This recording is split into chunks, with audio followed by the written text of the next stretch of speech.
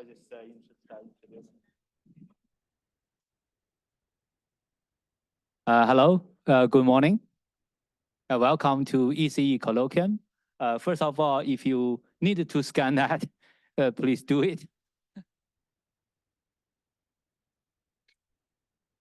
Because after that, I'm going to, we kind of enlarge that window and get this thing out of the place. All right, so anyway, yeah, today it is my great pleasure to have Professor Onur in Mutlu visiting us. And yeah, Professor Mutlu is a professor at Computer Science, ETH Zurich. He's also a visiting professor at Stanford at this time.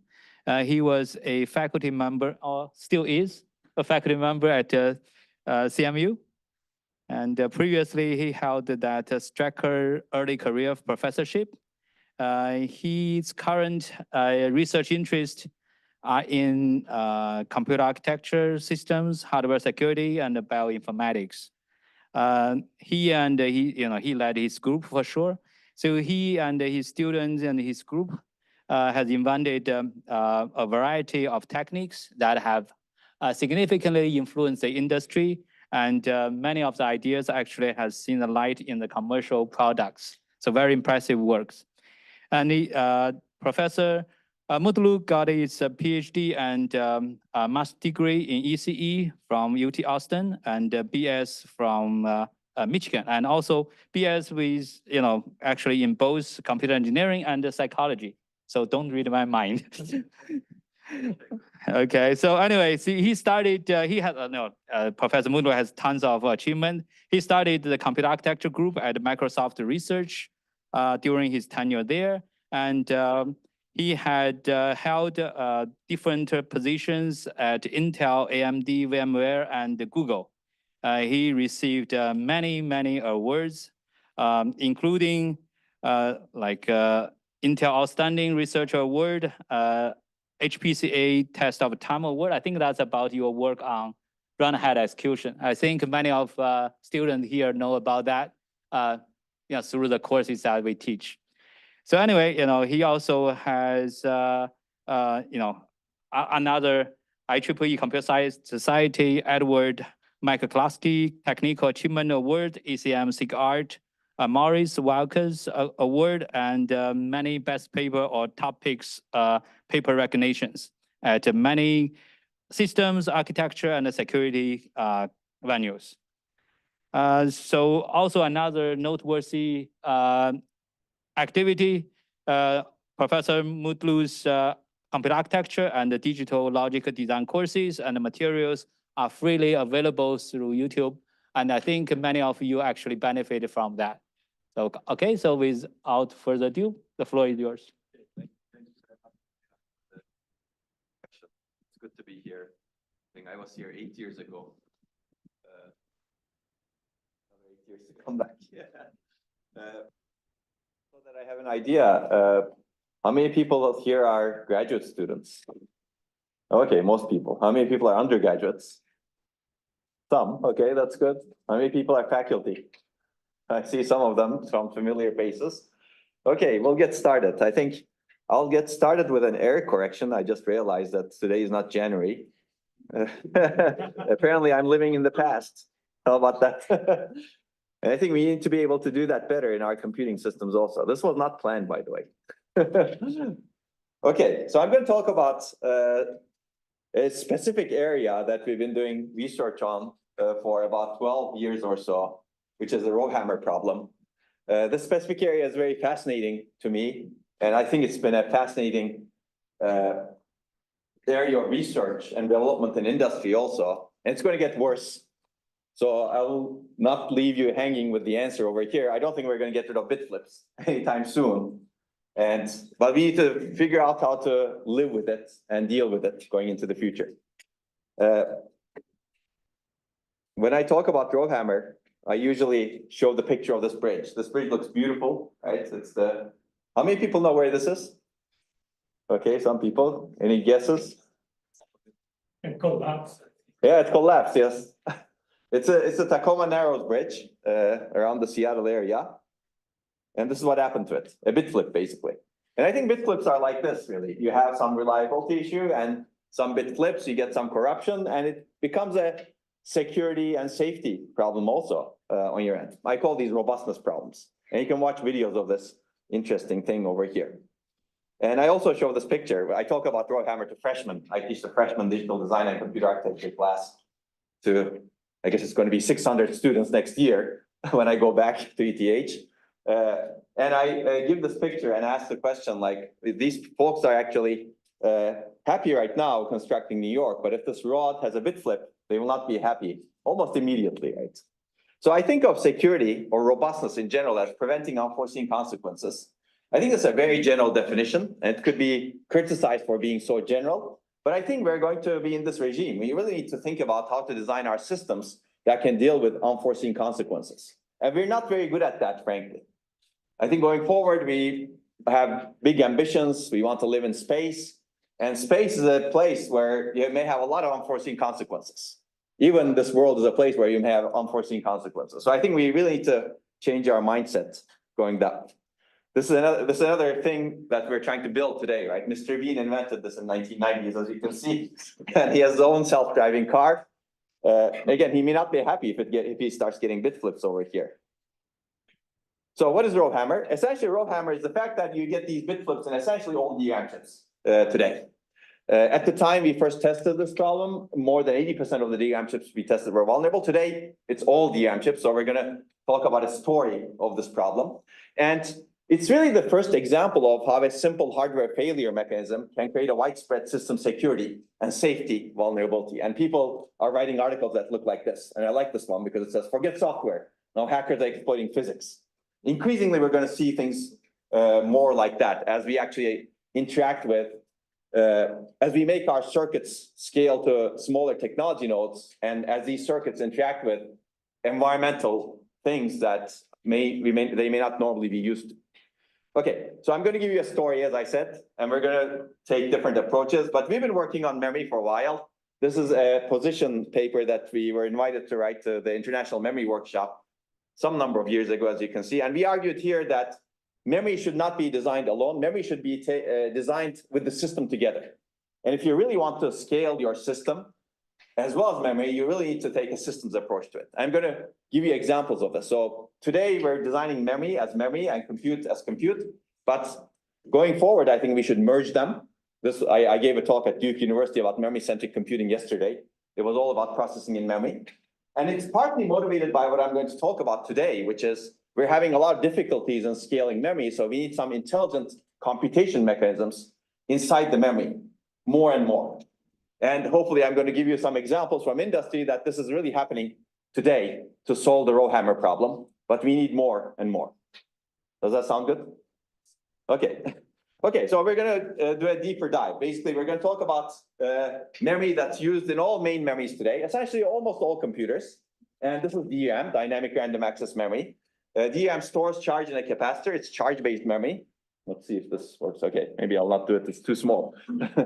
Basically, you store charge in this capacitor, and you need to access that charge to determine whether this is charged or discharged, which is essentially 1 bit.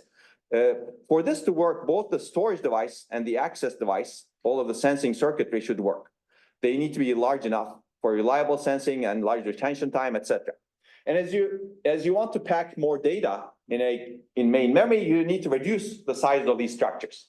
And as you reduce the size of these structures, they become smaller and more vulnerable to noise. There are many, many noise effects. We're going to talk about a special one. But before I go into that special one, I'm going to talk about one other noise effect, which is the retention time. And this is the more physical picture of this. It's, basically, it looks very different physically, right? This is the virtual picture. This is the physical picture internally when you actually implement these things. So we've been very interested in these noise issues and reliability problems. Some time ago, we did some study with Facebook. Over the course of 1.5 years, we studied all of the memory areas that they have in their production data centers all over the world. This is a lot of memory, a lot of servers. It's actually fascinating to see this. And they didn't allow us to publish how much memory there was, how many servers there was, because they were concerned about revealing the size of their fleet, which may affect their stock price, for example. But we were able to publish interesting data where we showed, I'm going to show you just one figure over here. This is the DRAM chip density that's employed in the server. It increases from left to right, as you can see. So denser chips are over here, which have more gigabits of data. And this is the server failure rate that you observe in the field. This is really in production data centers, the servers. So you see that there's a strong correlation. Ignore the metric over here that you need to do some important calculations to figure out how to figure out that metric. But the takeaway is that as DRAM chips get denser, servers fail more. That's a correlation study. Why? Because denser DRAM chips have smaller cells that are more vulnerable, and cells are closer to each other also, so they affect each other. Okay, so if you're interested in this analysis, you can take a look at this paper. There are other papers also in the field. So we wanted to understand things like this more. So we built a lot of FPGA-based infrastructures. I'm going to talk about our studies with this FPGA-based infrastructure quite a bit. Essentially, this is the first infrastructure that we built on the bottom over here. It was kind of a makeshift infrastructure, as you can see. But this FPGA, we can program the memory controller, and we can plug in different DRAM modules, and we can test the DRAM modules for different properties. What happens if I get rid of the refresh that happens in DRAM, for example? Which cells fail? When do they fail? Well, what does the retention time look like? Can I get rid of refresh in DRAM? Because that's one of the issues. In fact, that was the reason why we built this infrastructure, to understand the retention time problems in DRAM chips. Because that's one of the scaling problems. You reduce the size of the DRAM cell, it stores less charge, and you need to refresh it more often. And we wanted to get rid of that refresh, but if you want to get rid of that refresh, you need to really understand the problem. So that's why we built this infrastructure, and this is the more scaled up version. We open sourced it in 2017, and people have used it for various purposes. And more recently, we open sourced a newer version that's a lot easier to program, and it works with DDR4 DRAM chips. If people are interested in doing studies like this, it actually works with many different FPGA types. You just need to provide your own FPGA. Unfortunately, we don't supply that. We're in the academic budget. You can ask industry to provide the FPGAs, of course. And you have quite a bit of industry over here. They should be providing resources, right? But you can actually download the source code, and we'd be happy to help if you are interested in doing studies like this. So why did we build this infrastructure? As I said, we wanted to study data retention properties. It turns out because of manufacturing process variation, the retention properties of different cells in a DRAM chip are quite different from each other. And DRAM chips are designed so that you can refresh everything at the worst case retention time that's determined by the manufacturer. So you refresh everything every 64 milliseconds at the time. Today, that reduced to 32 milliseconds, and at high temperatures, you're at 16 milliseconds or so. So refresh rate is increasing, which means that my cell phone on my pocket right now is refreshing its memory and wasting power, right? But we wanted to understand the actual retention time by testing the chips, and this is what the retention time actually looks like. So if you look at this picture, you see that a very small fraction of the cells need to be refreshed very frequently. Most of the cells, you can reduce the refresh rate by about 4x. And this way, you can actually get rid of a lot of refreshes. But if you really want to build this, you really need to understand your cells. And it turns out it's not an easy problem. I'm not going to talk about this a lot, but this is the reason why we built this infrastructure. It turns out the retention time is very much dependent on location, value pattern that you store in the cell, and because that determines the coupling between different cells, and also the time, which is interesting because there are some quantum-like random effects that change the retention time randomly. Anyway, we wanted to understand these things, and we wrote these papers that you can read. These are some initial papers. We wrote some other papers also later on. This is still an important problem. I think DRAM retention or data retention in DRAM and flash memory is important, but also other memories too. Okay, so while we were interested in this retention time studies, we were actually quite interested in other noise effects also. In fact, I'm going to show you another infrastructure. We had another FPGA-based infrastructure for testing flash memories. And in flash memories, you have very similar issues, retention, read disturbance. So we asked the question, basically, can we see other effects in DRAM? And we were actually working with Intel quite a bit on this. And we essentially found out that that was the case. So we tested the read disturbance errors, right? So what is a disturbance error? Essentially, a RowHammer is a disturbance error, meaning if you activate one row in DRAM, that activation causes disturbance in physically adjacent rows. So what is activating one row in DRAM? DRAM consists of rows of cells. It's a two-dimensional array, basically. When you want to access one location in one of the rows, you need to apply high voltage to that word line. This is called activate in DRAM. Now, if you want to access something else, some other row, you need to close this row, meaning apply low voltage to that word line, or this is called pre-charge in DRAM. And these are valid operations. So if you keep doing this repeatedly, activate, pre-charge, activate, pre-charge, activate, pre-charge, activate, pre-charge, and programs may do this relatively easily, it turns out in modern DRAM chips, in physically adjacent rows, some vulnerable cells flip, meaning they lose their charge. Because every activation causes them to lose charge by a little amount. And if you do it enough times before the cells get refreshed, you would corrupt data. Clearly, this is bad. This should not be happening because we're not even writing to memory, right? We're reading from memory. We're activating that row. We should not be changing anything, let alone some other rows that may not belong to this particular application. It may belong to the operating system. So this is clearly bad. We call this the hammer row. We call the rows that are affected the victim rows. And we showed at the time, this is around 2012, 2014, we showed at the time that more than 80% of the DRAM chips that we tested were actually vulnerable. And there are only 3 major DRAM manufacturers in the world. So essentially all DRAM chips, most DRAM chips were vulnerable. You can guess what's ABC is. So yeah, I'm going to put names later on. Okay, so this is a scaling problem. So we tested chips that were manufactured in 2008, and we tested chips that are manufactured until 2014. We did not see this effect in older chips. We started seeing this effect in chips that are manufactured in 2010, and essentially all the chips that were manufactured between 2012 and 2013 had this error problem. Why it's a scaling problem? Because basically cells are getting smaller and they're becoming more and more vulnerable. Cells are getting closer to each other. Okay, I think I've already said a lot of this. DRAM cells are not electrically isolated from each other. So access to one cell essentially affects the value in nearby cell due to electrical interference between the cells and wires. It's also called cell-to-cell coupling or interference. I already said this, but when we activate one row, the adjacent rows get slightly activated as well. So there are many device level effects that I'm not going to go into in this talk. That's actually a fascinating area. How do you actually understand what's going on in the device level? Why is this really happening? There are multiple effects over there, and there are papers written on this topic.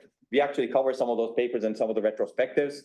That's an active area at the device level also. People don't completely understand exactly what's happening because our devices have become very small.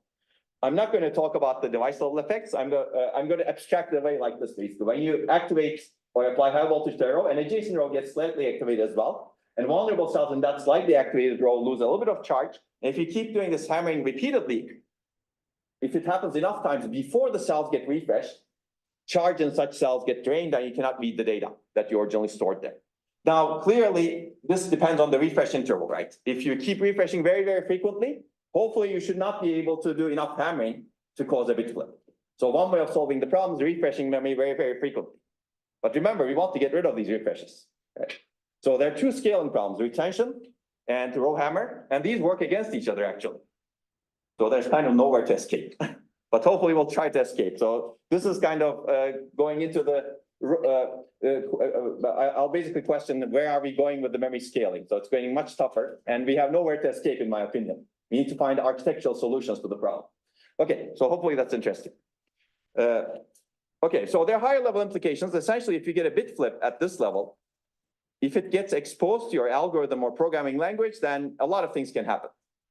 Now, this bit flip is happening in DRAM, and DRAM is directly accessible, directly observable in your data structures. That's why this is actually a much more widespread problem than if this bit flip was happening in flash memory or hard drive, for example. Yes?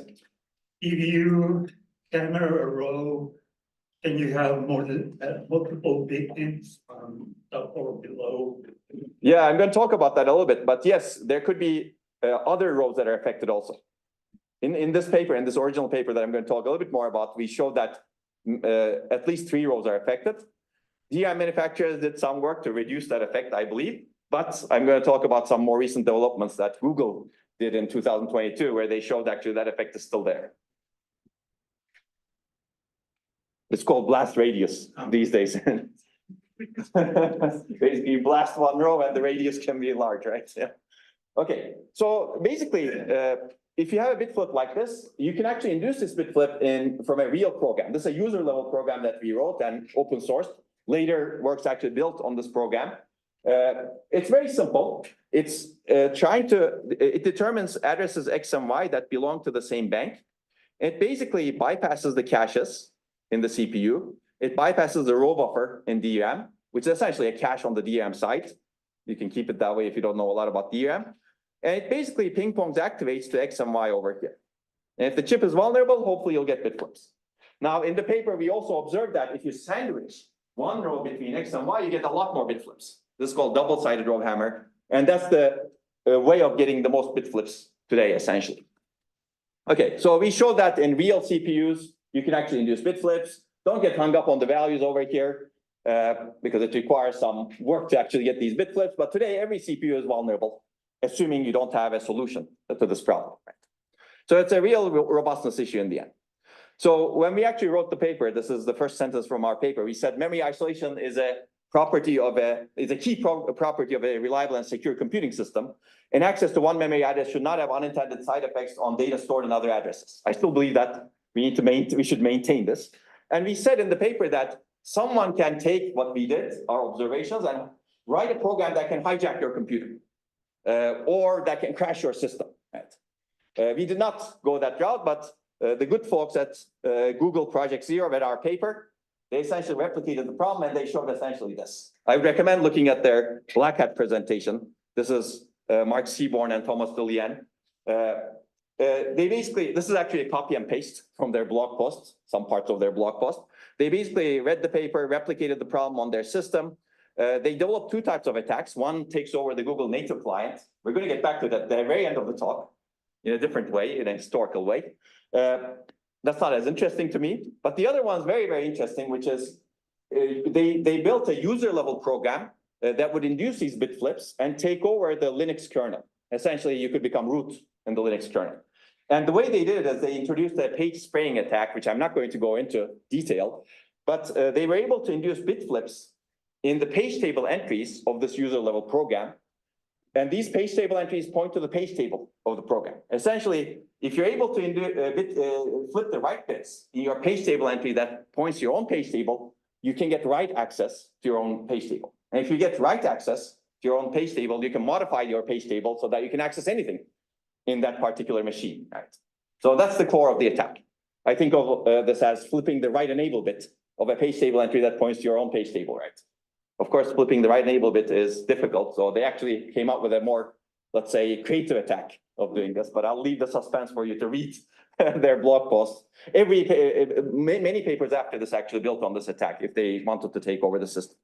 Okay, so people, this became more famous as the RowHammer vulnerability and people start drawing pictures like this. They're actually very interesting pictures on the web.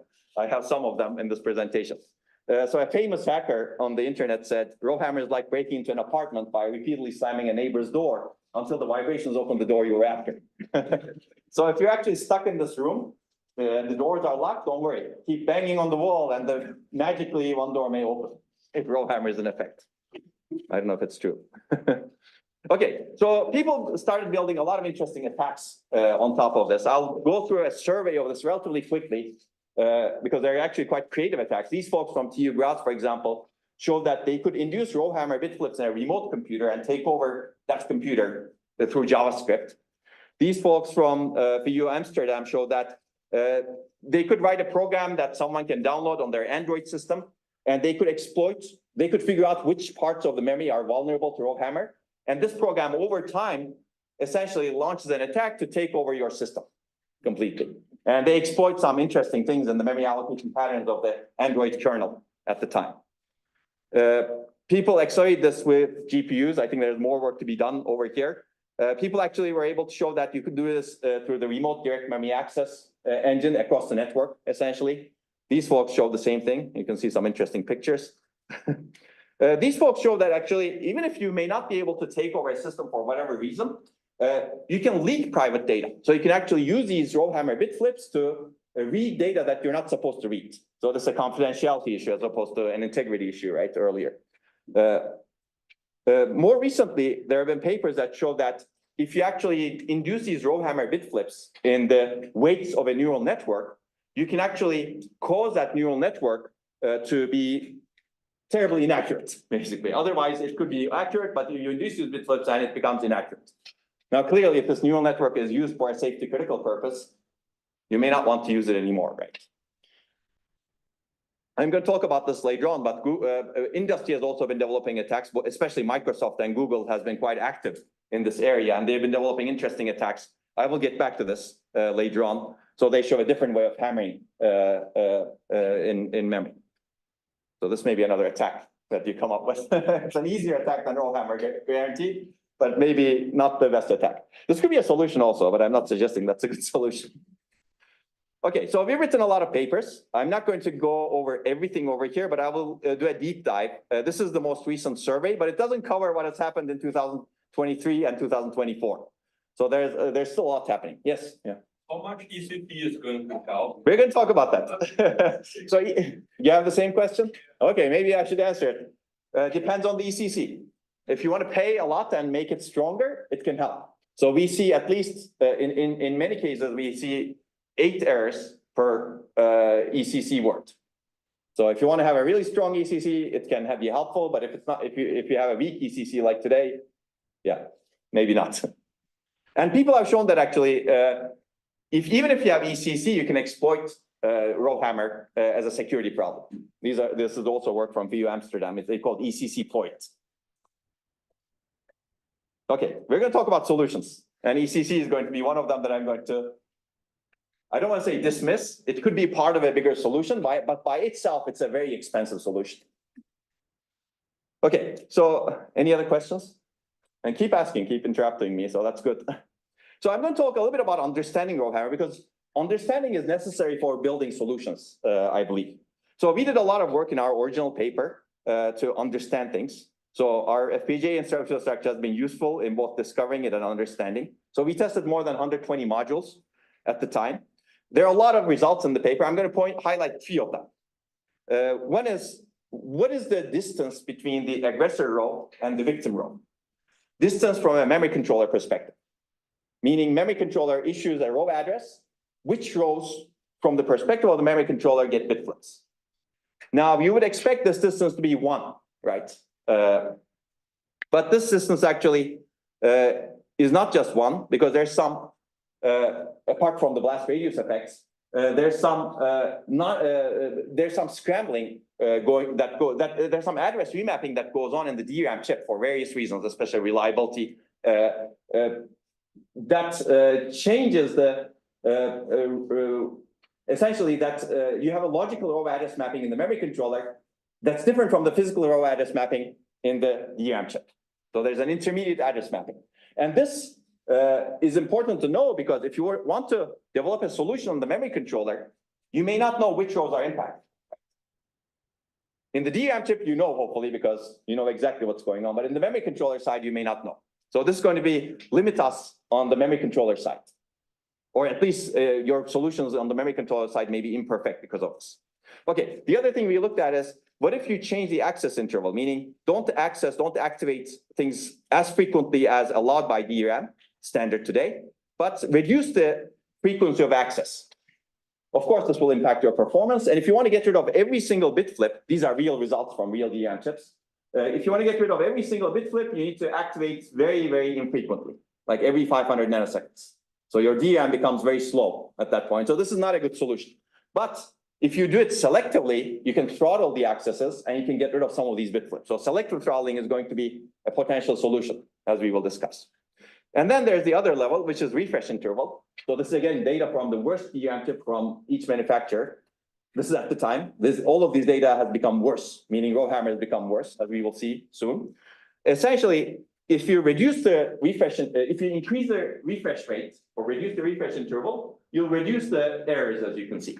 And if you want to get rid of every single error that we saw, you need to increase your refresh rate by 7x. That's essentially what we don't want to do, right? Okay, because that's bad for performance, energy, etc. So I'll also mention the data pattern. So data pattern affects the coupling between the different cells. If you actually have a solid data pattern, you have some coupling. If you have different types of, different amounts of charge in adjacent cells, you have different type of coupling. And you get an order of magnitude more errors if the coupling is a lot worse. And later works actually exploit this also. Okay, there are a bunch of other observations in our paper that I'm not going to talk a lot about. So this is very different from retention cell. So there's not much overlap between cells that suffer from retention versus RowHammer, because it's a completely different failure mechanism, essentially. Errors are repeatable. This makes it a security problem. So if you can induce errors in one cell, you're going to induce an error again. So you can profile your DRAM, figure out which cells are actually vulnerable, and you can use that profile later on. ECC, we've already talked about. 4 errors became more later on. And we talked about double-sided hammering also. Okay, there's more in the paper that I'm not going to talk about. But what I'm going to talk about a little bit later is it's getting much worse. So I'm going to talk about some of these more recent studies. There are many dimensions to it that we haven't originally examined, like temperature, aggressor row active time, etc. World line voltage is an effector. I briefly mentioned that. And actually, HBM chips, essentially all DRAM chips are vulnerable to this. HBM is clearly used a lot in our machine learning infrastructure today for both training as well as inference. And we see very similar issues in HBM and some other interesting issues because of the 3D stacking that happens in HBM. I'm not going to talk about HBM that much, but essentially all our infrastructure is vulnerable, I believe. Okay, now I'm going to talk a little bit about solutions, and then I'm going to switch between understanding and solutions during this talk. But feel free to ask questions. So how do you solve this problem? People talked about ECC, we talked about refresh, but when we discover an issue like this, there are chips that are vulnerable in the field. So you need to have an immediate solution, right? You need to protect them. And given the way we design our systems today, you have very limited possibilities. Essentially, the limited possibility is dependent on what can you update in your memory controller, because there's no updatability, let's say, in the DRAM chip itself. And there's very little you can do in your memory controller today, which is increasing the refresh rate. And that's essentially what everyone did. I'm going to mention that. But longer term, we probably should be thinking more carefully, because these issues are not going to get better. So I'm going to talk about the long-term solutions. So this is the solution approaches overall. Clearly, if you can solve the problem at the technology or device level by building more robust DRAM chips, that would be good. We don't know how to do this at low cost at this point. And DRAM manufacturers are actually good at trying to do this as much as possible. They're experts at the device level. They're experts at how the DRAM structure can be optimized. And they tried hard to reduce the impact of this problem. And even then, it's getting worse, basically. Error correcting codes. I think error correcting codes, I have a fundamental issue with error correcting codes in general for this particular, to solve this particular problem. So this is a problem where you know the cause of the error really well. Right? Error correcting codes are very good at errors where you don't know the cause of the error well. It's random, for example. So for software, error correcting codes is a great idea. But here, if you want to protect all of your memory with error correcting code just for this purpose, it may be a very expensive solution. But that doesn't mean that this is a bad idea. I think as you increase the strength of your error correcting code, you get more robust memory, and you can catch some of these errors early, but although you may not be able to prevent everything if you don't have a strong enough error correcting code. Yes? Could better materials help to mitigate it? So that's why I kind of put into the robust DRAM chips. Basically, better materials can help build more robust DRAM chips, but they can come at a cost. Essentially, we don't know how to have better materials at low cost yet. So there are system level solutions, like you can isolate the victim rows from aggressor rows by wasting a lot of memory, like separate all of the rows by 3 rows, for example. Now you're wasting a lot of memory capacity, right? And people have looked at this. This is tough. And also it's guaranteeing security is tough over here. So there are really 2 major solutions, in my opinion, that we're left with at this point. But maybe people are creative. Maybe you'll find some solutions, who knows? One is reactive refresh. And reactive refresh means figure out which rows are being hammered a lot, either through probabilistic approaches or deterministic approaches, like counting how many times each row is activated, and refreshing victim rows, potential victim rows. This is good if you know which rows are victim, and which rows are adjacent to each other. So inside the DRAM chip, it could be possible. It's a bit harder outside the DRAM chip. And then proactive throttling says, again, figure out which rows are activated a lot, and before they cause bit flips, stop accessing them, right? And figure out what is a safe amount of time you don't access those rows. So these 2 solutions are actually can be made secure. Now the problem is all of this. Essentially, you need to add counters, for example. You need to have essentially complexity, cost. They have a performance impact. And we're at right now at the space where we're trying to figure out how to navigate this complex space, essentially. You can add security as another potential trade-off metric, but I'm going to avoid that. I think we want to get rid of every single bit flip, because one bit flip can actually be essentially deadly, right? Okay, So what did the industry do? Essentially, industry initially increased their refresh rates. And this is Apple's security patch. And I like Apple because they reference work properly, let's say, both Google and our work. And essentially, everybody did the same thing, even though they were not, let's say, as concise and nice as Apple in their. So they didn't say how much they increase the memory refresh rates. I believe it's 2x, but that doesn't get rid of. That reduces the vulnerability, but that doesn't get rid of every single error. Okay, so our solution, which I believe can be made to be a part of a bigger solution, but it doesn't work alone right now, especially because RowHammer has become much worse, was probabilistic. This is very low cost. The key idea is very simple. After closing a row, the memory controller probabilistically, with a very low probability, activates one or both of the adjacent rows. And if you want to take into account blast radius, you activate more. And this probability can be determined based on how many times you need to access each row or activate each row to cause a bit flip, right? So we showed that you can get a very good reliability at the RowHammer thresholds we tested at the time. And if you're paranoid, you can change the probability value to a higher value. So this is actually interesting because it's very low cost, it's stateless. It's the lowest cost solution to RowHammer that I know of at this point. So let me give you some numbers. At the time when we tested these DRAM chips, we saw that you needed to activate one row or hammer one row 139,000 times. That was the lowest value. That number has dropped a lot. So if that number is that high, this is a good solution in terms of overhead. But as that number goes down, this actually has higher overhead. Now, this could be implemented in the DRAM chip and memory controller, and it has been done both. So this solution has been employed partially in different parts of the system. Intel actually had a memory controller that implemented something like this. It was not exactly how we envisioned. But essentially in the BIOS, you can pick your RowHammer solution. It's either 2x refresh or hardware RowHammer protection. Now, if you click on hardware RowHammer protection, you can pick your probability. Now, I don't think this should be exposed to the user that much, so it should be done automatically, but at least it's a step in the right direction. It's a slightly intelligent memory controller, right? And you can configure it. Now, if you're paranoid, you can activate adjacent rows every other activation. But that's probably not a good idea. Okay. So essentially, this is different from increasing the refresh rate across the board, right? Increasing the refresh rate across the board activates all of the rows in DRAM more frequently. Here, we're selective. But if you actually activate adjacent rows after every activation, that's a lot of refreshes that you induce. Okay, so I think this sort of memory control is actually what we envision. You want this some intelligence in the memory controller to enable solutions to this problem. And we're going to make the memory controllers more and more complex, as we will see. Yes, in the back. Do you know what the adjacent row is? So if you're in the DRAM chip, yes. If you're the DRAM manufacturer who is implementing the solution in the DRAM chip, you should know all of the address mapping. No, that wasn't the question. I mean, you have to know the adjacent row that's being hammered, adjacent to the one that's being hammered, right? Yes. So which rows are physically adjacent, right? Right, but which row is being hammered? So you know exactly which row is being hammered because that is activation. You send an activation command to DRAM.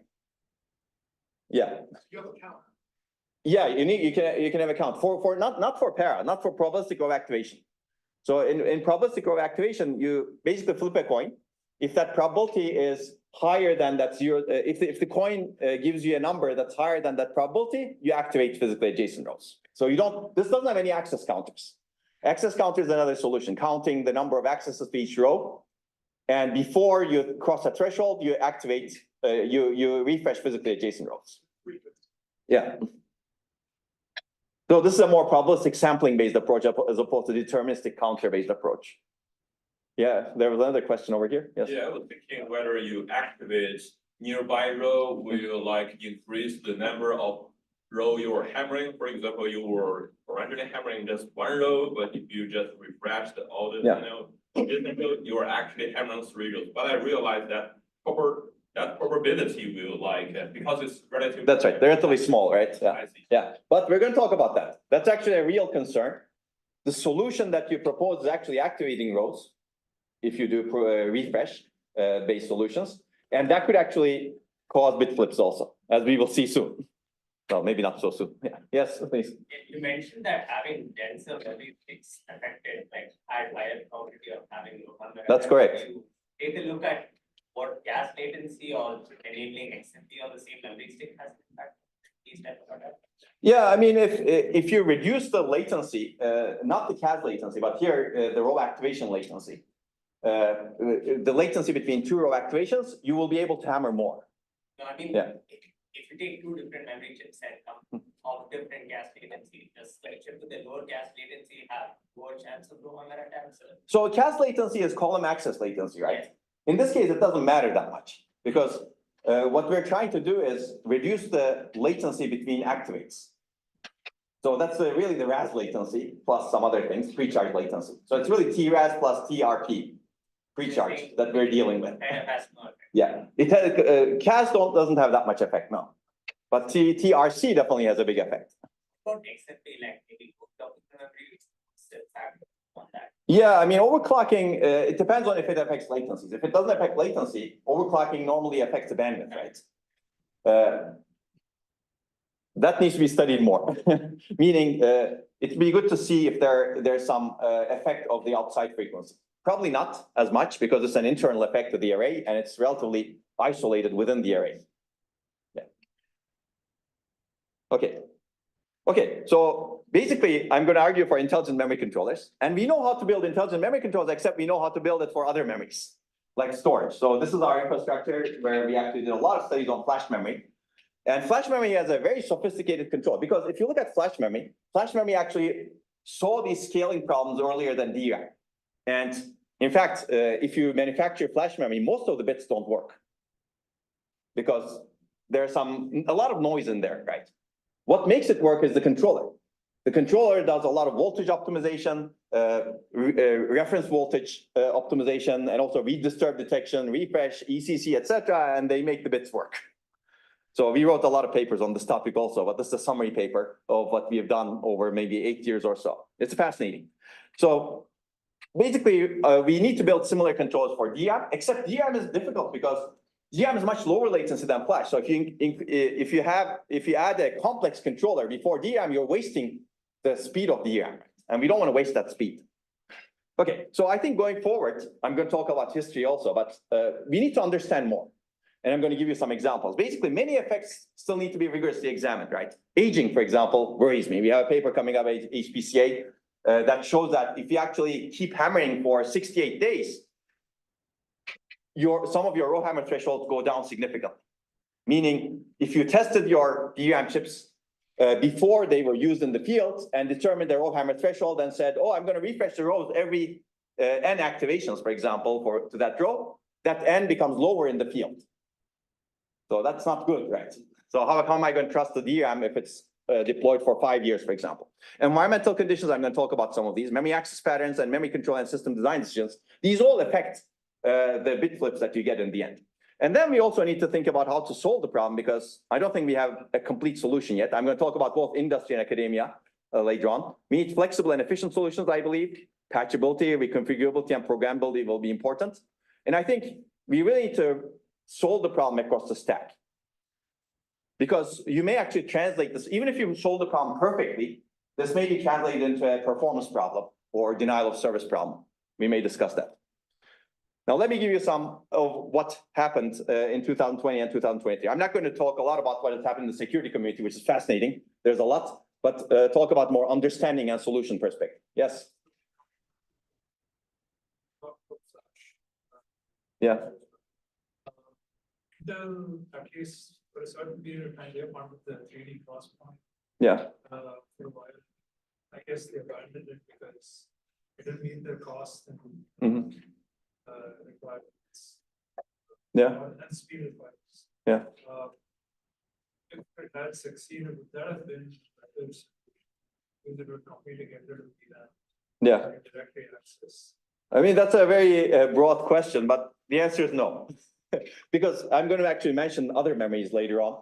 So all of the memory technologies are going to have problems like this. Flash is having it. Other emerging memory technologies have other problems also that require intelligent controllers, actually.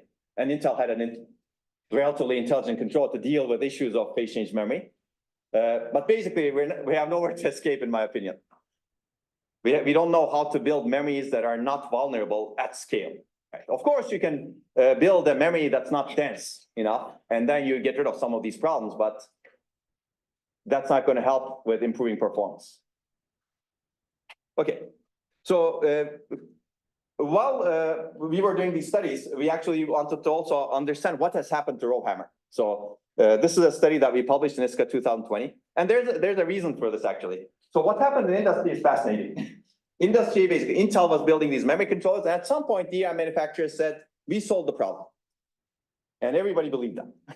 So, because everybody wants to get rid of the problem, right? DRAM manufacturers said, our DRAM chips are not vulnerable because we have some mechanisms internal. They didn't say what mechanisms those are. They didn't say anything, essentially. And in fact, Intel stopped having their memory controllers like that. So they didn't develop that direction because of this, partially.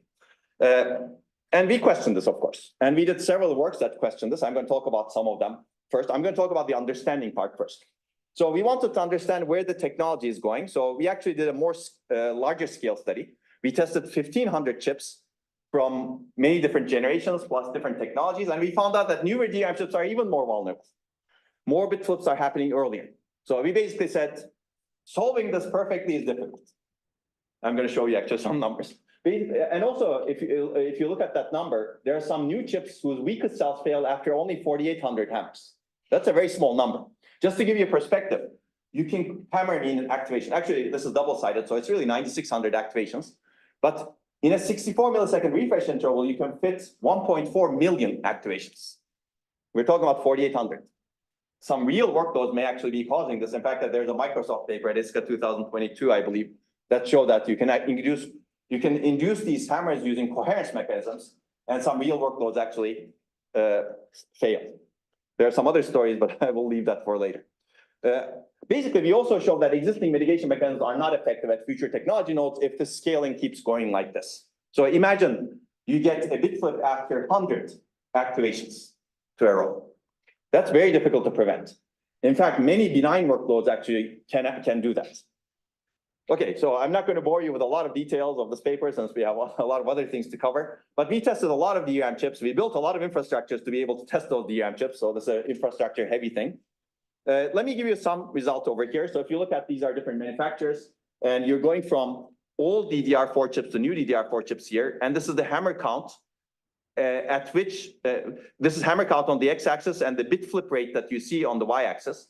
So clearly, as you go from old technology to new technology, you get more bit flips at smaller hammer counts, right? So basically it's getting worse. And that's true for all manufacturers, as you can see. So what is how do the solutions scale? So we also studied that in simulation in our paper based on real data from real chips. So this is number of hammers required to induce the first RowHammer bit flip. Going from left to right, it reduces. And this is the performance impact of a solution. And these are real chips that we tested. So going from DDR3 old to LPDDR4 new, you're really marching from left to right. The hammer count to induce a bit flip is reducing significantly, as you can see. This is the increasing the refresh rate across the board. Terrible solution, as you can see, right? You have a huge performance impact. Higher is better over here. Ideally, you would like to have 100% performance, which is your solution doesn't affect the performance of the system. Para, which was our solution, gets worse as the hammer count goes below about 1,000, right? There are some ideal solutions that even they get worse over here. So basically, we said that we need to develop better solutions that can scale with the problem. Okay, we also studied a lot of RowHammer characteristics. I'll go through some of these relatively quickly. This was a paper that we published in 2021. We basically wanted to understand how temperature affects things, how aggressor row active time affects things. We're going to talk about that later on, and how the errors are distributed in the physical location in DRAM. And we essentially showed that some things we don't quite understand. So temperatures, for example, if you look at temperature versus retention time, you get a beautiful curve. As temperature increases, retention time reduces exponentially. So you can actually draw that curve and fix the issues with, in fact, many DRAM chips today have temperature compensated refresh. As the temperature increases, you increase the refresh rate. In RowHammer, there's no such thing. There are some cells that are vulnerable at a particular temperature interval. So each cell has a vulnerability window in terms of temperature. And we don't quite understand this, frankly. This is consistent with some of the lower level device studies, but this is not good in general. I'll leave it at that because solutions are not easy in that sense. We saw that if the aggressor row is active for a longer time, you get more bit flips. I'm going to talk a lot about that later on. And in certain physical regions of the DRAM module that's under attack, you get a lot more bit flips. So you can take, for all of these observations, you can take the attacker perspective. If the attacker knows more, they can craft a better attack. They can cause more bit flips. If the defender knows more, they can craft a better defense, right? So that's why we need to understand better. I'm going to skip this one because I'm going to talk more about this, but I'll talk about this a little bit. So about 10% of the DRAM cells have much higher vulnerability, double the vulnerability of, let's say, the remaining 90%. So if you can figure out which DRAM cells are more vulnerable and which DRAM cells are less vulnerable, you can have a better defense, for example, right? And we actually have a paper coming out at HPCA that studies this effect plus aging a lot more. It's not an easy solution because you need to keep track of which cells are vulnerable by how much, but maybe there could be mechanisms there. Okay, there's more over here. So we did more RowHammer analysis that I'm not going to talk about. For example, word line voltage. You activate the word line, you apply some voltage, but you have some lever over there. You can reduce the voltage or increase the voltage. As you increase the voltage, you become more vulnerable. As you reduce the voltage, you become less vulnerable to RowHammer, but now your latency increases and your retention time starts having issues. So there's no easy answer, basically, after analysis of many DRAM chips and after building this infrastructure that can actually control the voltage at plus minus 1 millivolt granularity. So I emphasize a lot with the manufacturers in this sense. They have a complex trade-off space. If they change something, it affects a lot of things in the system. So the solution is not that easy at the device level also. Okay, so as I said, HBM chips are vulnerable and we have papers on this, so you can take a look at it. Now let's talk about solutions. Feel free to interrupt me with analysis also, because I'm going to switch back to analysis maybe a little bit more later on. Yes?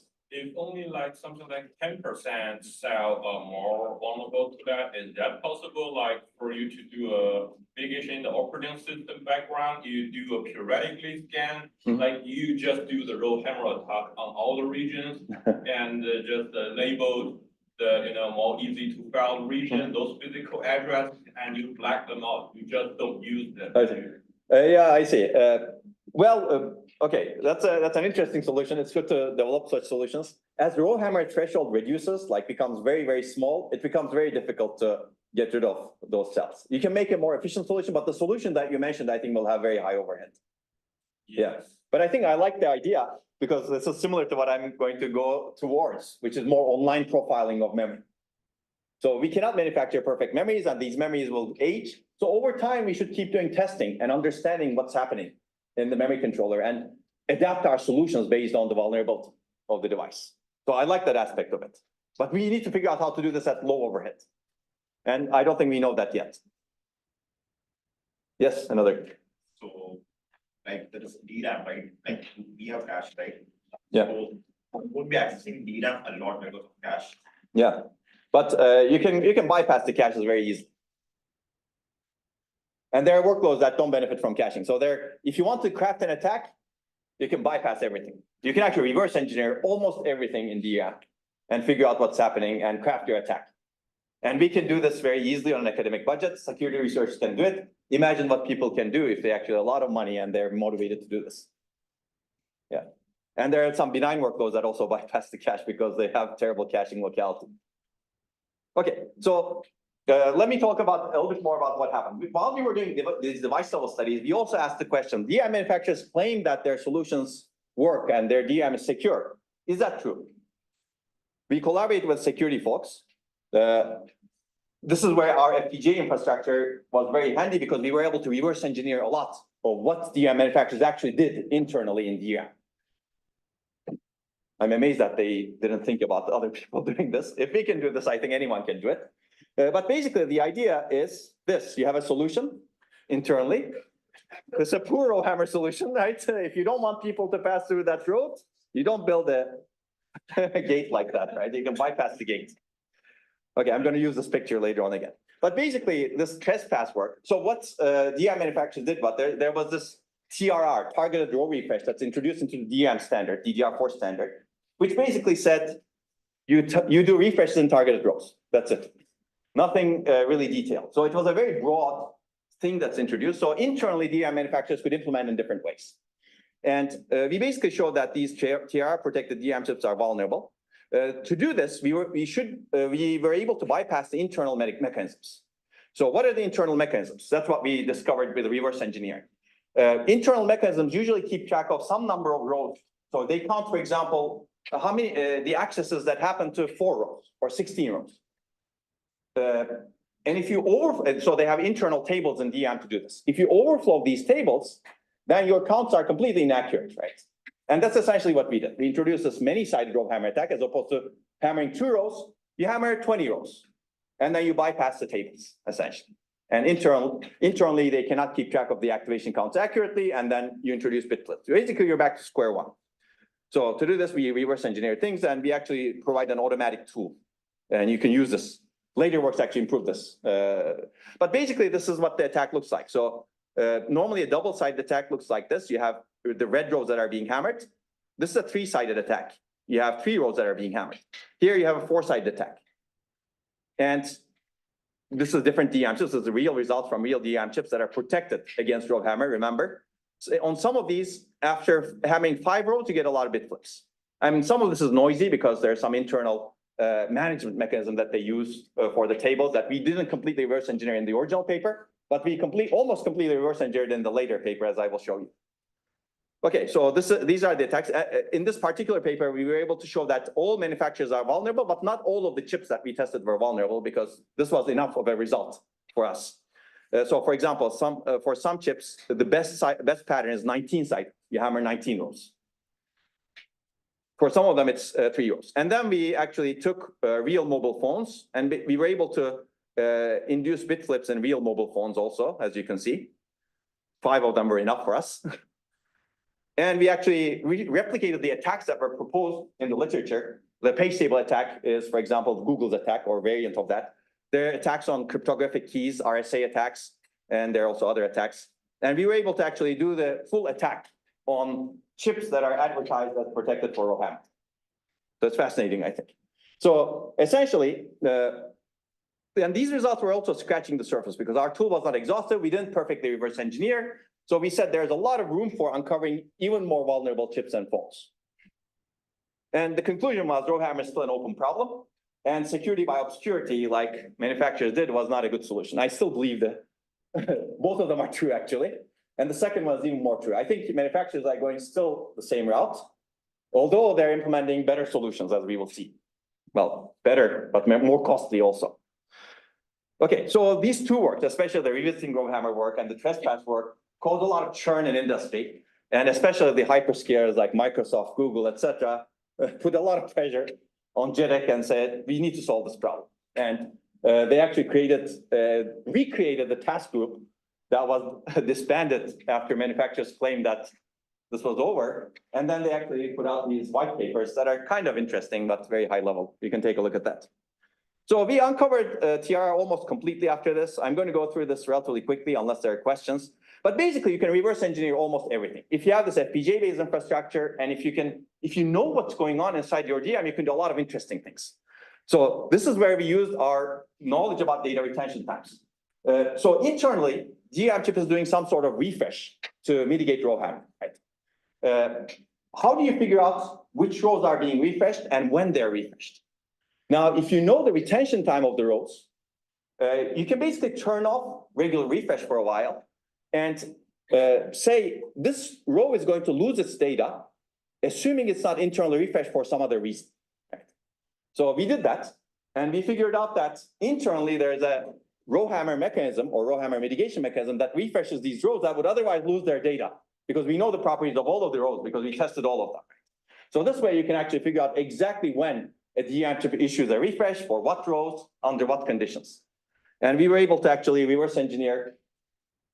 At some point we said, okay, stop. we don't want to do reverse engineer more. But you can see that different manufacturers, I think this is Samsung, uses counter-based mechanisms. They keep track of 16 rows per bank, and they do refreshes RowHammer refreshes every 9 regular refreshes, etc. Some other, this is I think Hynix, they use sampling-based mechanisms or their capacity is only 1, etc. So basically you can figure out everything. And once you figure out everything, you can craft much better attacks. And that's what we essentially did. And going back to the ECC question, you could bypass all kinds of ECC, even if you were able to build some of this. So basically, we introduced a lot of errors, and this number is going up basically. Okay, so you can reverse engineer everything. While we were doing this, there are also other folks like Microsoft and Google. I'll mention Google's work over here because this is actually really interesting. These folks discovered an effect that they called half double. So basically, this is a regular RowHammer, right? You have a single aggressor row and you have victim rows. Now they hammered this aggressor row many times, A, and they hammered this aggressor row B very little. Like think about this as 10,000 times and 100 times over here, and they were able to induce Bitflips in victim rows. Now the significance of this is, if you're hammering this aggressor row many times, and if you have an internal refresh mechanism, that would refresh aggressor row B. And now your internal refresh mechanism that's trying to protect Bitflips in aggressor row B can cause Bitflips in victim row C. So your solution can become an attack. And I think this is very fascinating. So now your solutions need to be carefully crafted. And these numbers actually, all of these become worse as the number of hammers reduces over time. Okay, they published a Usenix security paper on this topic. You can read it. Maybe they have the source code available. I'm not sure. Okay, so people kept developing solutions. I'll mention this one relatively quickly because I think we need to think out of the box a little bit. This was more of an out of the box solution at the time. Essentially, we wanted to solve the problem without relying on DRAM. And I think it's good to try to do that also. So we wanted to do it the memory controller. And the idea here is you have area efficient Bloom filters, and these Bloom filters keep track of which rows are activated by how much approximately.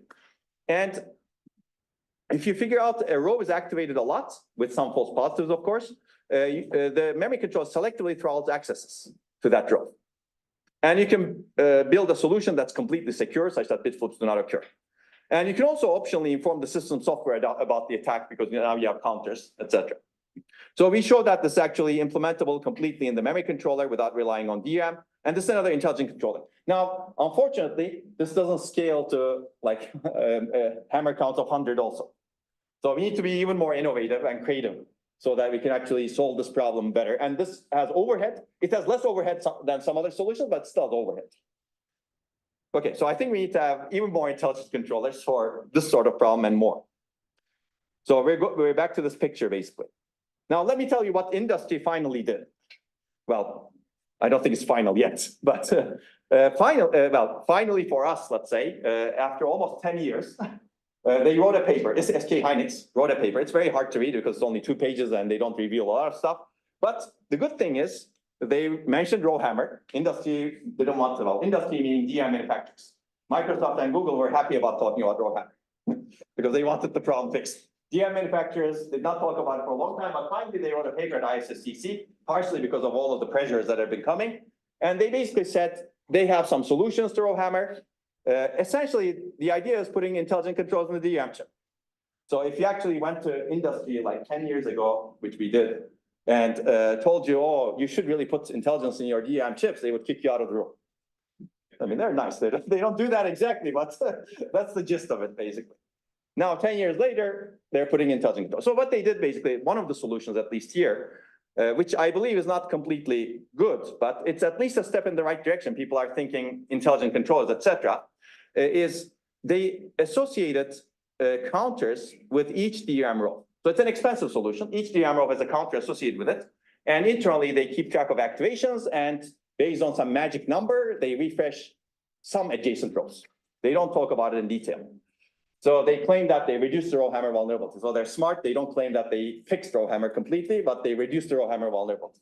But there's no analysis, etc. So it remains to be seen. I believe industry is taking a direction somewhat like this, but we'll see. So Samsung, of course, after seeing that SK Hynix has a paper that's coming up at ISSCC, they have to write their own paper. Very hard to read paper. I don't think this is a good solution also, by the way. This is not their final solution in the end, but you can take a look at it.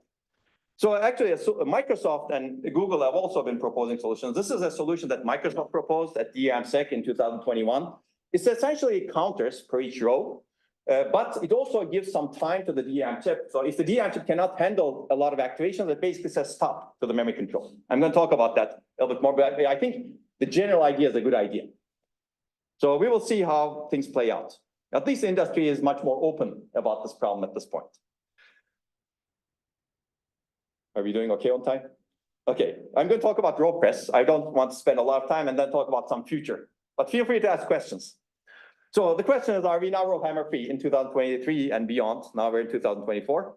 I don't believe so. And we need a lot of other issues. We have a lot of other issues. So we introduced this RowPress issue at ISCA in 2023. Essentially, this is another read disturb phenomenon that caused Bitflips and real DRAM chips. It's different from RowHammer. I'm going to show that. You can induce these Bitflips with a user level program on a system that's protected against RowHammer. And we provide some solutions, although solutions come always at a performance cost.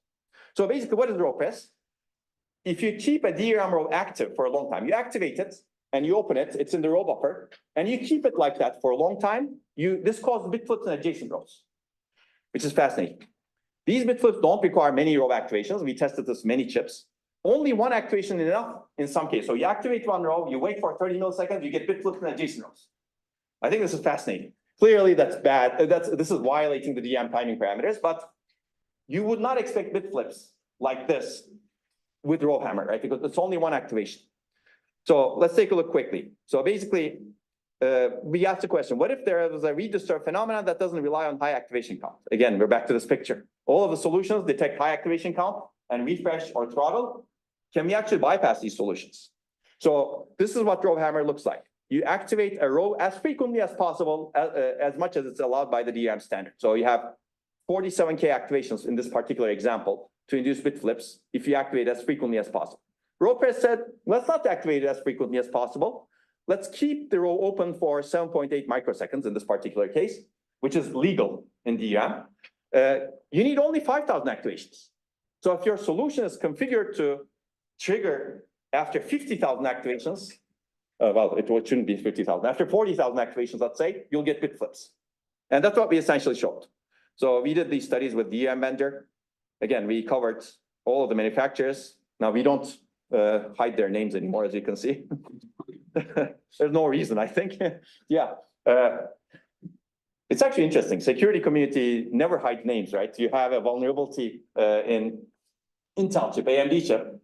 But DRAM is a very different field, but we need to be more open. Yeah. Okay, so basically RowPress significantly amplifies DRAM's vulnerable to read disturbance, and it has a different underlying mechanism. So let me give you some examples. So this is RowHammer. These are 3 different manufacturers again. You activate as frequently as possible, and this is activation count that you need to induce Bitflips on this particular set of chips from this manufacturer. That reduces significantly if you keep the row open 7.8 microseconds. And that is even more significantly if you keep the row open 70.2 microseconds, which is the maximum allowed by the DDR4 standard today. So these 2 are legal. So you basically reduce the number of activations to induce a Bitflip by 1 to 2 orders of magnitude. So attacker's job is easier now. And if you actually violate, only 1 activation can cause Bitflips in all of the chips that we tested, which is also fascinating. Okay, so this is different from RowHammer because as temperature increases, this effect gets worse. RowHammer doesn't have this sort of relationship. And it affects different set of cells. It's a completely different set of cells, actually. And I already said this, but there are also access pattern effects that are different from RowHammer. So we showed that on a real system, you can build a proof of concept program that induces these Bitflips. Essentially, how do you keep a row open on a real system? Clearly, we don't have control over the memory controller, but we have control over the program. The program can keep accessing consecutive cache lines in the same row, assuming that consecutive cache lines map to consecutive rows, the same row, which is the case in many systems, and hopes that the memory controller keeps the row open. And that's true in many memory controllers today. Intel has this adaptive row management policy, which keeps the row open for some time. And we were able to induce Bitflips if we keep the row open long enough, as you can see. And actually, in Appendix G of the extended version of this paper, we improved this program, and you can use even more Bitflips than this. Okay, so how do you mitigate this? Basically, the key idea is you need to limit the row open time by some amount. But of course, if you limit the row open time, you lose locality, right? So we basically said you need to limit the row open time, otherwise the problem gets out of control. But you exploit some locality at least. Now, once you limit the row open time, you adapt the RowHammer mitigation to take effect earlier, meaning at a lower activation count that corresponds to a row being open for that row open time. Essentially, that's the idea. So it requires testing and understanding, etc. But this was our solution. And we showed that you get full security with some performance overhead. So performance overhead is the unfortunate aspect of all of this, unfortunately. Okay, there's a lot more. If you want to build on this work, you can, it's all fully artifact evaluated, and we'd be happy to support it. It was replicated by people in industry. Anyway. Yes. Okay, sure. Okay, so that's the paper. I believe there's more to come. This is not the end of it. So I already mentioned these two major directions. I think we should be working on these. And if you're interested in the survey, so we've been writing a lot of other papers arguing that we should really have a different way of looking at things in industry. So we should have more transparency in memory. So if the memory vendors actually share a little bit more, at the system level, you can do a lot more. So for example, even if the memory vendors provide the row layout, right? Which rows are adjacent to each other, that could help build solutions. If they provide actually vulnerability of the rows, that's even better. Of course, we have some ways to go to change the mindset, let's say. So I'll mention this a little bit, but I think maybe we should also be thinking about a different interface for the problem, because memory manufacturers actually know a lot, but they cannot do a lot inside the DRAM chips. So they don't have complete control. So we've come to a situation where memory controller is controlled by processor companies and DRAM is manufactured. DRAM has no intelligence, almost. And it has very little breathing room, because memory controller is very tight in its control, right? It has timing constraints, and DRAM needs to obey those timing constraints. If it wants to say to the memory controller, oh, stop, I want to have some breathing room so that I can fix some of the issues that I have internally. Basically, the idea of self-managing DRAM is to give the breathing room to the DRAM. It's a very simple idea. The DRAM can reject some row activation commands, saying that, oh, I'm doing something else. Don't bother me for a while. So that's the idea. This requires very little changes. And what does this enable is interesting, actually. It clearly enables some RowHammer protection, because the DRAM can actually protect against RowHammer, especially when combined with a solution like per row activation counters or some other solution. This could also help manage refresh a lot better. So a lot of the work that we've done on refresh over more than a decade, I believe it can be managed much better if you have an interface like this, because DRAM manufacturers can figure out a lot about their DRAM chips and put a solution. They just don't have time to actually do some internal management inside the DRAM. And then there's memory scrubbing that we talk about in the paper. So you can take a look at the paper. And that was part of my PhD student Hassan's thesis. So there are more intelligent controllers coming up that I'm not going to bore you with. You can take a look. This is going to appear at HPCA, this at User Security. But there's more also other people are doing. So there are RowHammer sessions and conferences, as you can see. This may not be a complete picture. So if I missed your paper, sorry. So there's more analysis also coming up. Okay, now let me take a step back, talk about future memory. Do we have time? Or I see here. Yes. We're fine. Okay, if you don't want me to talk, ask questions. Okay, so what does the future bring? I think future is bleak. Meaning, DRAM is actually becoming more vulnerable, as you can see. I think there are other effects that we have not discovered. I believe actually retention errors may be slipping into the field. It's very hard to figure that out or exploit at this point, but who knows? There are a lot of creative people in the world. Now, somebody mentioned other memories, like flash memory is clearly very vulnerable, but flash memory I'm not as concerned about as a security problem, because you have an intelligent memory controller and people actually are very good at building those memory controllers. But emerging technologies, what about emerging technologies? Is there a technology that can replace DRAM? If you asked me that question maybe 15 years ago, I would say maybe. Right now, if you ask me, I think it's very difficult. Even though we have all these scaling issues with DRAM, it's not easy to find another technology. People are looking at, for example, ferroelectric DRAM. They call it MVDRAM, for example. I think there may be something there, but it's still not there yet. We still need at least 5, maybe even 10, maybe even more years. So at that point, DRAM scaling may be much worse, of course, right? So I think we need to investigate all these technologies, of course. Maybe having hybrid memories will help. I think no question about that. But I don't think there's any technology that's immune to this sort of effects. So how do we build robust memory systems in the presence of all of this? I don't have the solution, of course, but I think I have some principled methodology at least. I believe we need to understand more.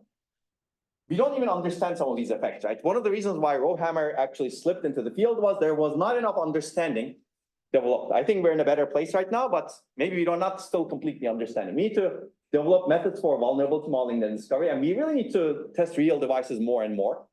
Do it online also in the field. Understand aging, for example. And then we need to architect better. Right now, I think the partitioning of duties between memory controller and memory is really not good. I think we need to rethink that interface over time. We cannot give up performance and efficiency, and we need to have better memory controllers, whether they're on the processor chip or memory. They need to be more patchable. So if you discover an issue like this in the field, let's patch it, right? And maybe discover these issues in the field, right? That's design and test, basically. Do more online testing, principal design, such that over time you discover these issues before others discover it for you. So I think there's a lot more work to be done. Online testing is very interesting from the CPU domain also, I believe, but memory needs to have more of this as well. So that's why we've been building a lot of infrastructure, and we'd be happy to help more. Let me go back to bridges. I'm almost at the end. I'm going to give you some bridges and a historical perspective. So these are bridges. So bridges are something that human beings have been building for thousands of years. And we still did not get it right. This is Seoul, this is Genoa, this is Neapolis. This is a place close to my heart because I went over this Forbes Avenue Bridge for a long time at Carnegie Mellon, close to Carnegie Mellon. And you could argue why this sort of things happen, but clearly we're not able to be completely robust, right? And I think computing is even worse than bridges, right? We take a lot more care in bridges, etc.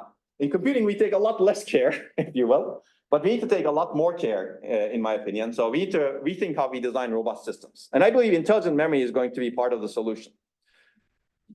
So, but I think there's a general problem, which is not just related to memory, but how do we build fundamentally robust systems? And that really is a systems problem in the end. I think memory is a systems problem. Hopefully I've convinced you. Now, let me give you some final thoughts. So under the sun, there's nothing new, actually. These we disturbances have been known for a long time, even to the security community. So these folks, this is actually quite innovative paper from Princeton. It was published in 2003, IEEE Security and Privacy. What these folks did was, they introduced memory errors. And they showed that if you have memory errors, you can take over the Java virtual machine. You can escape the sandbox. How did they introduce memory loads? They basically had a lamp. And once you have a lamp and heat up your memory, you get a lot of memory errors. Clearly, this is an attack model that's not very, let's say, viable in many circumstances. But it's very creative still. That's why people need to do this sort of creative research that may not be immediately applicable, right? Recording is complete. No, recording is complete. Maybe that's recording still. Okay, so what RowHammer did was, RowHammer replaced that lamp with software, essentially. That's why the security community actually got really excited and they introduced a lot of these, let's say, attacks. This paper was very interesting to me, but it didn't really have the security community completely excited, right? Because they're not going to go around with lamps and put it in the data center and take over the data center that way. Okay, so we need to get rid of these Bitflips, basically. I'm going to skip some of these business. We don't have a lot of time, but there's a mindset shift in the security community right now, which essentially is very hardware focused. So if you go to a security conference, so I went to a security conference in 2007, Usenik Security. My talk was maybe the only hardware security talk at the time. It was labeled low level. I was a low level talk over there. Right now, if you go to a security conference, there are RowHammer sessions, both solutions and attacks. So, which is fascinating. There's clearly a Spectre, Meltdown, etc. But these are actually along a similar mindset. We really need to figure out what's going in our hardware and how secure it is. So let me conclude. Basically, memory reliability is reducing. Reliability issues open up security and safety vulnerabilities. These are very hard to defend against. RowHammer is a prime example. As I said, it's the first example that I know of a simple hardware failure mechanism that leads to a widespread system security vulnerability. Implications on system security and safety are tremendous and exciting, scary at times. So bad news, it's clearly getting worse, and there are other effects that we keep on discovering. Good news, I think at least we're a little bit on our feet right now. We have more work to do. We're now fully aware hardware is easily fallible. We're developing both attacks and defenses, but we haven't found complete solutions yet. So I think maybe we need to be more principled about our solutions, but we need creativity also. That's why we need a lot of people working on this topic. I'll acknowledge my students. They've done the work. Clearly, all of the papers are available online, and we have an open source GitHub. In fact, we release our simulators. Actually, Remulator 2 was redesigned and we actually do a lot of RowHammer solutions. If you want to get started on RowHammer solutions, start with simulators, and you get a lot of solutions out of the box with some of these simulators. because there's clearly vast amounts of literature, but now you can compare to a lot of them over here. And if you want to do studies on real hardware, you can also do that today because all of these things are available. You just need to supply your own FPGA. And we have actually courses that cover this as well. So I'm going to stop here. I'd be happy to take more questions. First, send our speaker, and then just explain.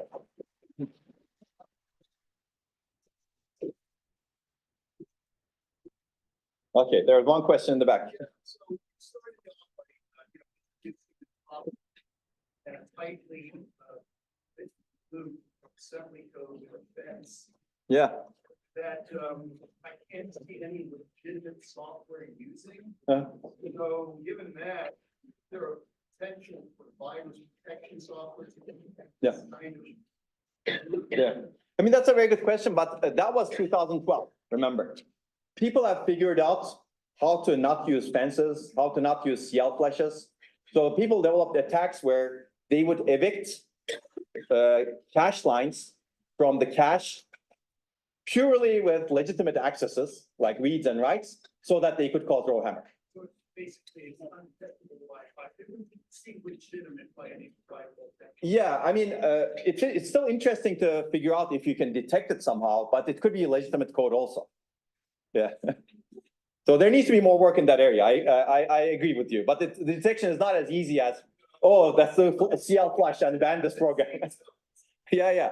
But actually, after this partially, ARM or CL flash became more privileged also. So you cannot actually do that attack with CL flash, but you can actually bypass a lot of those. You don't need those. Okay, yes. Why aren't there more solutions on other layers of like computing system, like you could also implement security solution and microarchitecture on OS? Why are we just on device level? Well, okay, there are other solutions. I didn't cover the full literature. The full literature, if you want to see, you can look at our overview papers, like the retrospective paper in TCAD or ASP DAC paper. But people have developed operating system solutions. For example, there are solutions that protect the page tables. This is interesting and it's good to explore. The issue with a lot of these solutions is they apply for a limited set of attacks. So if you're not doing a page table attack, if you're flipping bits in a neural network model, it won't apply, right? So operating system solutions like physical isolation is wasteful. That's another operating system or virtual machine level solution. So they all have their downsides in the end. I believe the solution needs to be cooperative, but the real detection, I believe, needs to be done at the lower levels. You can certainly protect the entire memory with cryptographic hashing, etc. There are solutions like that also that have been proposed. There are overheads associated with a lot of those solutions. So it's good, I think, that people are actually developing solutions across the stack. I did cover everything, unfortunately. Otherwise, we would be here for several hours. Okay, yes. I was curious, how does like, whenever the DRAM denies like access, saying like, okay, I need to clean up first, I can't handle this request right now.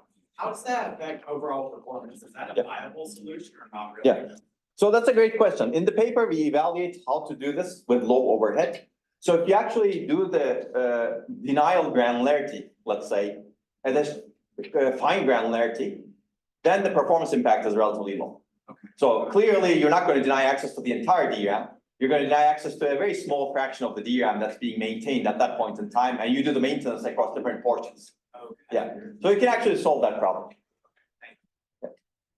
Yes. So nowadays we're actually have a lot of research on processing memory or processing memory. Yeah. So how does the reliability, and direction relate? So how it will go in this kind of like. Yeah, that's a great question. Basically, if you're doing like operations near memory, I believe RowHammer can get worse because you can actually induce RowHammer more depending on what you do. For example, we look at in-memory computation where you activate many rows concurrently. That actually makes the reliability worse and RowHammer effect worse. I believe the RowHammer still needs to be solved regardless of whatever you do. Wherever you do the computation, we should really have a solution to RowHammer. But the solution may be more, let's say, costly if you're doing in-memory computation. Yes. Just take memory also affected by the time. Could you say it again? What memory? Just take physical memory architectures. Like Oh, trusted physical memory. Yes, yes. I mean, they're all affected. In the end, people have actually shown RowHammer attacks on trusted execution environments also.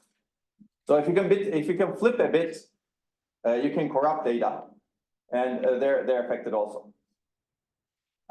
Unless you have some mechanisms to recover from that data corruption, right? Yes, there are a lot of questions. Yes. Action SKI is used to counter this.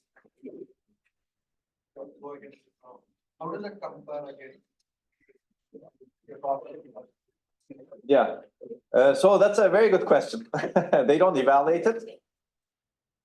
So that's a very good question. Basically, you're basically putting up counters in your every row. What if you actually put ECC?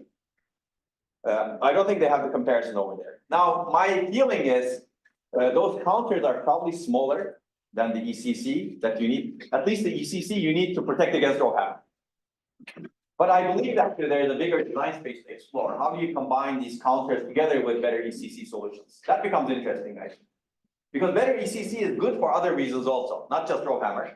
So if you can somehow combine a solution, RowHammer solution with ECC, there could be an exploration direction over there. People are actually starting to explore that way. There are some papers that I've seen at conferences, Micro, for example, that talk about better ECC combined with some RowHammer detection mechanism. Yeah, one last question, please. Okay. Thank you. So I have a question about the RowPress attack. Yeah. I just didn't get the idea why the work line still open once the row has been loaded to the row buffer. Yeah. I feel like if the content is loaded to the row buffer, that row, I mean, anything there is failed, so you can just throw away anything there and Yeah. Drop the work line on that row. Yeah, because there is no way to do that today. You need to modify the DRAM chips. I see. So it's just DRAM just do that. Yeah, there's one solution that we discuss in the paper, but we don't completely evaluate is that basically. You decouple the row buffer from the array once you load it. And then when you really need to write the data back from the row buffer back into the cells, then you actually connect it back. So that could be one solution, but it needs to be examined a little bit more rigor. Really, I thought Yeah. DRAM already did that. No, it doesn't work that way because of cost reasons. Yeah, Sure. a lot of details, but anyway, it's a really exciting talk. Thanks our speaker again, yeah. Okay, thank